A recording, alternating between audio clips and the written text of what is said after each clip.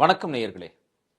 SIR கணக்கீட்டு படிவம் இந்த பூர்த்தி செய்வது தொடர்பாக பல்வேறு கேள்விகளும் சந்தேகங்களும் குழப்பங்களும் தொடர்ந்து மக்களிடையே நீடித்து கொண்டே இருக்கிறது. இந்த குழப்பங்களுக்கும் சந்தேகங்களுக்கும் கேள்விகளுக்கும் பதிலளிக்கும் விதமாக தமிழக தலைமை தேர்தல் அதிகாரி அர்ச்சனா பட்நாயக் செய்தியாளர்களை சந்திச்சு சில முக்கியமான கேள்விகளுக்கெல்லாம் விடை கொடுத்திருக்கிறாரு. அந்த கேள்விகள் ஒவ்வொன்றாக என்னென்ன, அதற்கு அவர் கொடுத்த பதில்கள் என்னென்ன அப்படிங்கிறத தான் இந்த வீடியோல நாம விளக்கமா பார்க்க போறோம். எஸ்ஐஆர் கணக்கீட்டு படிவத்துல தன்னுடைய பெயரை முதல் அந்த அட்டவணையில பூர்த்தி செஞ்சதுக்கு அப்புறமா எனக்கு தந்தை, தாய், தாத்தா, பாட்டி யாருமே அந்த 2002, 2005 அந்த காலகட்டத்தில் ஓட்டர் லிஸ்ட்ல இல்ல, அந்த எஸ்ஐஆர் பட்டியல இல்ல அப்படிங்கிற பட்சத்தில் என்னுடைய பெயர் வாக்காளர் பட்டியலில் இடம்பெறுமா அப்படிங்கிற கேள்விக்கு அவர்கள் கொடுத்திருக்கக்கூடிய விளக்கம், வரைவு வாக்காளர் பட்டியலில் உங்களுடைய பெயர் இடம்பெற்றுவிடும், யாரையுமே நாங்க நீக்க மாட்டோம் அப்படிங்கிறதுல ரொம்ப தெளிவா இருக்காங்க. யார் யாரெல்லாம் இந்த ஃபார்மை ஃபில் பண்ணி கொடுக்குறீங்களோ 2002 இருந்தாலும் சரி, 2002, 2005 இல்லாவிட்டாலும் சரி, யாரெல்லாம் இந்த ஃபார்மை எழுதி கொடுக்குறாங்களோ அவங்களுடைய எல்லா பெயருமே இந்த வரைவு வாக்காளர் பட்டியலில், அதாவது டிசம்பர் 9ஆம் தேதி வெளியிடக்கூடிய வரைவு வாக்காளர் பட்டியலில் இடம்பெற்றுவிடும் அப்படின்னு சொல்லியிருக்கிறாங்க. சரி, எதன் அடிப்படையில் நமக்கு இந்த ஓட்டர் லிஸ்ட் அவங்க செலக்ட் பண்ணுவாங்க அப்படின்னா, இறுதி வாக்காளர் பட்டியல்னு ஒன்று இருக்கு. அது எப்போ வெளியிடப்படும் அப்படின்னாக்க பிப்ரவரி மாதம் அந்த இறுதி வாக்காளர் பட்டியல் வெளியிடப்படும். அந்த இறுதி வாக்காளர் பட்டியல் தான் நாம ஓட்டு போடுறதுக்கான தகுதியானவரா இல்லையா அப்படிங்கறத தீர்மானிக்கும். சரி, அதை எதன் அடிப்படையில் தீர்மானிப்பாங்க அப்படின்னு பார்க்கும்போது அதற்கு அவர்கள் சொல்லக்கூடிய விளக்கம், ஒருவேளை நீங்க அந்த 1987க்கு பிறகு 1987க்கு முன்பு இப்படி சில வரைமுறைகள் கொடுத்திருக்கிறாங்க. அந்த வரைமுறைகளை நாம எங்க பார்க்கணும் அப்படின்னா உங்களுடைய எஸ்ஐஆர் ஃபார்ம்ல பின்பக்கத்துல இருக்கும். அதுல நீங்க பாத்தீங்கன்னா அதுல அந்த நிபந்தனைகள்லாம் கொடுத்திருப்பாங்க, அந்த வரைமுறைகள் கொடுத்திருப்பாங்க. உங்களுக்கு இறுதி வாக்காளர் பட்டியல்ல பெயர் இடம் பெறுவதற்கு அவர்கள் சில ஆவணங்களை உங்களிடத்திலே கேட்பார்கள். அவர்கள் பின்பக்கத்தில் கொடுத்திருக்கக்கூடிய அந்த ஆவணங்கள்ல ஏதாவது ஒன்றை அல்லது அவர்கள் 3 கேட்டால் அல்லது 3 அதை நீங்கள் சமர்ப்பிக்கும் பட்சத்தில் உங்களுடைய பெயர் அந்த மறுபரிசீலனைக்கு பின்பாக இறுதி வாக்காளர் பட்டியலில் இடம்பெறும், நீங்கள் ஓட்டுரிமைக்கு தகுதியானவர்கள் என்ற ஒரு விவரமும் உங்களுக்கு தெரிய வரும். சரி, அந்த ஃபார்மை, அந்த சான்றிதழ்களை நாங்க யார்கிட்ட கொடுக்கிறது அப்படின்னு நீங்க கேட்கலாம். இஆர்ஓ அப்படின்னு சொல்லக்கூடிய அதிகாரி கிட்ட இருந்து உங்களுக்கு ஒரு அழைப்பு வரும். போஸ்டல்லையோ இல்ல நேர்லையோ இல்ல தேர்தல் ஆணையத்துடைய அந்த மெசேஜ்லயோ உங்களுக்கு ஒரு குறுஞ்செய்தியோ எப்படி வேணாலும் அவர்கள் ஒரு அழைப்பு கொடுப்பார்கள்.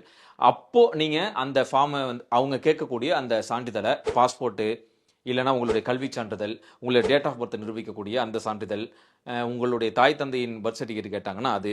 ஸோ நீங்கள் எந்த வருஷத்துக்கு முன்னாடி பிறந்தீங்க, 87க்கு முன்னாடி பிறந்தீங்களா, 87க்கு அப்புறம் பிறந்தீங்களா, 87லேருந்து இந்த 2004 இந்த காலகட்டத்தில் பிறந்தீங்களா அப்படிங்கிறத அந்த பின்னாடி கொடுத்துருக்கிற அந்த எஸ்ஆர் ஃபார்மில் நீங்கள் செக் பண்ணிக்கோங்க. அதன் அடிப்படையில் அவங்க அந்த சான்று கேட்பாங்க. அப்போ நீங்கள் கொடுத்தீங்க அப்படின்னா அதை வெரிஃபை பண்ணிவிட்டு உங்களுக்கு ஓட்டர் லிஸ்ட்டில் இறுதி வாக்காளர் பட்டியலில் உங்களுடைய பெயர் இடம்பெற்றுவிடும். ஒரு முகவரியிலேருந்து இன்னொரு முகவரி மாறினவங்களுக்கு ஓட்டு போட முடியுமா, எங்களுக்கு அந்த கணக்கீட்டு படிவம் கொடுப்பாங்களா அப்படிங்கிற ஒரு கேள்வி தலைமை தேர்தல் அதிகாரி கிட்ட முன்வைக்கப்பட்டுச்சு. அதற்கு அவர்கள் கொடுத்த பதில், நீங்க ஒரு தொகுதிக்குள்ளேயே இருக்கீங்க அப்படின்னா உங்களுக்கு படிவம் வந்துடும். தொகுதிக்குள்ள வேற பக்கத்து ஊர்ல இருந்தா பிரச்சனை கிடையாது. நீங்க ஒரே தொகுதிக்குள்ள இருக்கீங்க அப்படிங்கிற பட்சத்துல உங்களுக்கு பிரச்சனை இல்லை.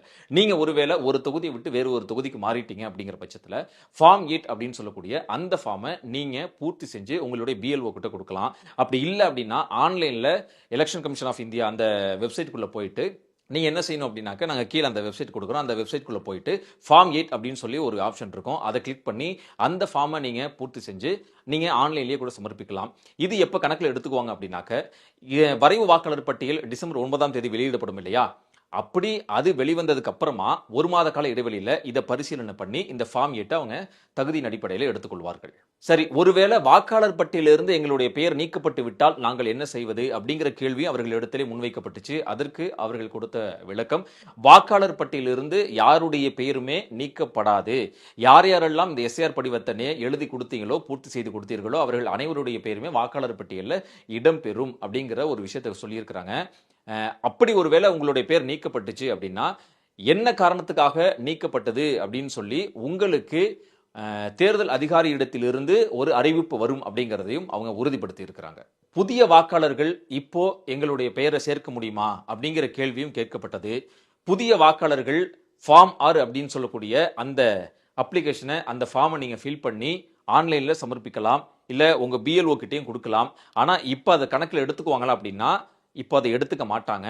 நான் ஏற்கனவே சொன்ன மாதிரி வரைவு வாக்காளர் பட்டியல் வெளிவந்த பிறகாக அந்த 1 மாத கால இடைவெளியில் அவர்கள் ஃபார்ம் 6 அண்ட் ஃபார்ம் 8 இது இரண்டையுமே பரிசீலனை செய்து, அது மட்டும் இல்லாமல் யார் யாரெல்லாம் விடுபட்டார்களோ, யார் யாருடைய பெயரெல்லாம் வரைவு வாக்காளர் பட்டியலில் இடம்பெற்றிருந்தாலும் கூட அவர்களையும் சேர்த்து அவர்களிடத்திலே சில ஆவணங்களை கேட்டு அதன் அடிப்படையில் அவர்கள் அந்த இறுதி வாக்காளர் பட்டியல்ல பெயர்களை சேர்ப்பதற்கான நடைமுறைகளை மேற்கொள்வார்கள். ஒட்டு மொத்தத்தில் அவர்கள் சொல்லக்கூடிய விளக்கம், யாருடைய பெயரும் இந்த வரைவு வாக்காளர் பட்டியலில் இருந்து விடுபடாது. அப்படி விடுபடக்கூடிய பட்சத்தில் அவர்களுடைய பெயர் ஏன் சேர்க்கப்படவில்லை என்பதற்கான விளக்கத்தை இஆர்ஓ அதிகாரி உங்களிடத்திலே அறிவிப்பார். அதன் அடிப்படையில் சில ஆவணங்களை கொடுத்து மீண்டும் நீங்கள் சமர்ப்பித்துக் கொள்ளலாம் அப்படிங்கிறது சொல்லியிருக்கிறாங்க.